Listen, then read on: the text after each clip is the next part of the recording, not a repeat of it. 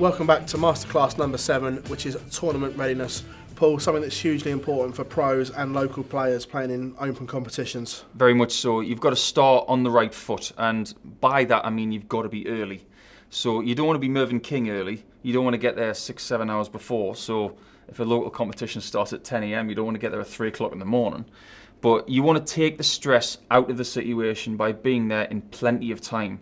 The last thing you want to do is roll up about 5 minutes before tournament starts and be rushing around stressed like stressed Eric.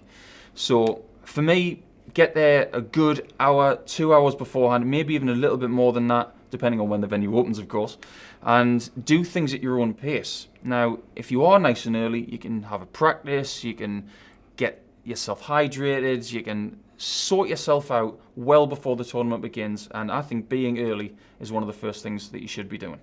And from there, what happens there in your tournament preparation? Well, with me, you've got to figure out whether you're a socialiser or whether you're a loner. And I don't mean that in a negative sense.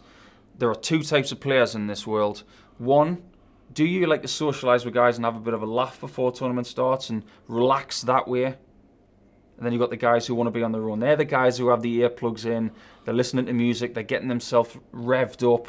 You've got to decide what kind of guy you are. You can be a little bit of both if you want, but you've got to figure out what happens for you, what works for you in tournaments. And the guys at the top of the game, they've all got their own way of doing things. You go into a pro locker room or practice room these days, the majority of the guys leading up to their game, they will get the plugs in, they will not be speaking to anybody, but there are the guys out there who want to be relaxed. They want to chat away. Rob Cross is like this sometimes. Ian White, on the other hand, I've seen him earlier this year when he was flying on the European Tour, wasn't speaking to anybody, earplugs in, shut the world out. You've got to figure out what works for you in that regard. So once you've done that, how does that then follow into the next pattern?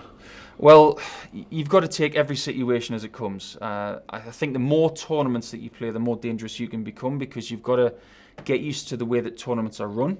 You've got to figure out how you get your draw and how you react to certain situations. You've got to be experienced, and the only way to get experience is to go to more of these tournaments. So for me, it's about just readying yourself for future challenges. You're not going to be a world beater at tournament number 1. That just doesn't happen. So the more you go to, the better you will be. Just looking at things, can you over-practice in a tournament? Like Mervyn King, for instance, if you get there too early, can you be worn out by game 3 or 4? Absolutely right, you can. And the thing that people don't talk about Mervyn, the thing with Mervyn is that he does get there really early, but doesn't practice the whole time. He's constantly doing it in short bursts. That's what works for him. And there are other guys who get there early, someone like Darren Webster, for instance, who's one of the 9 o'clock club on the Pro Tour. He is practicing an awful lot because he needs to get that arm loosened up. You've got to figure out what works for you. And I'm going to say that a lot in this segment. If you figure out something that works for you, write it down and then remember it. Because you could be in the zone, doing something right and not writing it down, and then realise the next day, what did I do again? If you do something right, write it down. And that's what tournament readiness is all about. Again, something you touched on there, is it important to find out, especially in open comps, what board you're on as well, so you're not rushing around trying to, oh, where am I? So you know from the moment you start practicing to the moment you get on that hockey, what that flow and process is. Yeah, try and be a step ahead of your opponent, even in that regard. If you know what board you're on before he does, and you're there before he is, he's going to think, oh, he knows he's mustard, he knows he's tomatoes. So, yeah, the more you know, the more you understand, the more ready you will be. This entire segment boils down to one thing when it comes to tournament readiness. The more tournaments you play, the more apt this will become. You have to learn to lose before you learn to win.